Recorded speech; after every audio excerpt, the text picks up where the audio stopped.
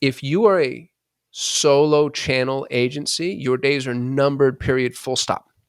So you either need to expand horizontally, expand vertically, or both.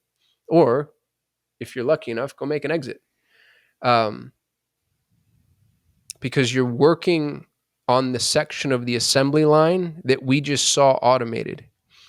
And it has been automated, by the way. It's just a matter of time before it's automated across every level of analysis. And you can see that in various areas. There are industries where it's like, man, you just hook up your URL and give Google your credit card and say go, and it goes.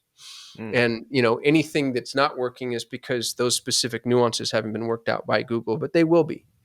And so you have to do what you've done, Ralph, which is like expand into post-click or look at multi-channel or really niche down into attribution.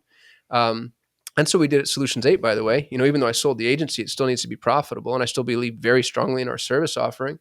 And so at Solutions 8, if you hire us today, one of the prerequisites to being our client is we will not optimize on in-app reporting.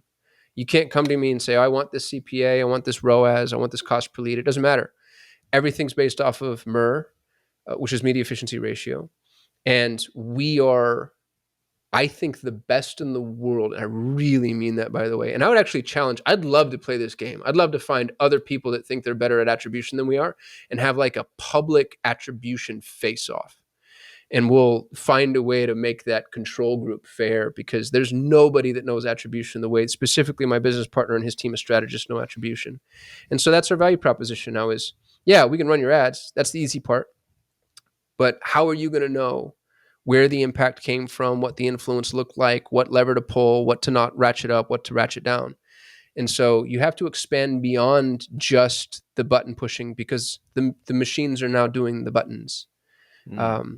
And however it is you decide to do that, maybe it is going back to the creative piece, or maybe it is funnels or post-conversion or follow-up, or, just offering a broader service. But standalone service provision is too far niched, and we just got took by the machines. Still needs to have somebody overseeing it, though. I mean, in that case, yeah, of the 7 months no touchy, you still need a caretaker, so to speak. But do you need an expensive caretaker? Depends on the account. Depends on the complexity. And this, like I said, I should be speaking on timelines.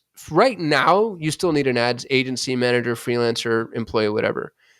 In a year, 2, 3, 4, 5, dude, I don't know. You probably still need somebody looking things over, but that one person went from being able to manage 20 accounts to being able to manage 20,000 with a software tool that just monitors KPIs. It's got depressing, didn't it, Ralph? No, I don't think so. I think it's I think it's a hard truth for people to accept, and media buyers in particular, is that the more work you do, oftentimes, the less effective you actually are. Well, dude, here's the note for media buyers. Well, I was about to say is that, like, there's a badge of honor with being busy. Yeah.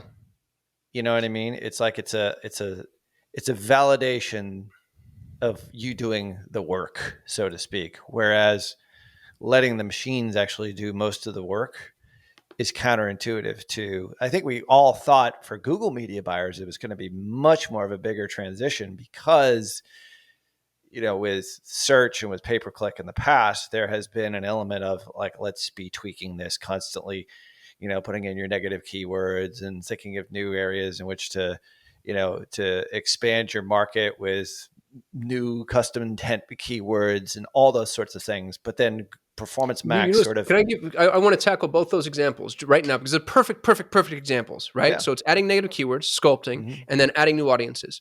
Right. Sculpting, we don't even believe in keyword sculpting beyond the massively obvious because I can't tell you how many times terms that would have been included on a negatives list ended up resulting in conversions.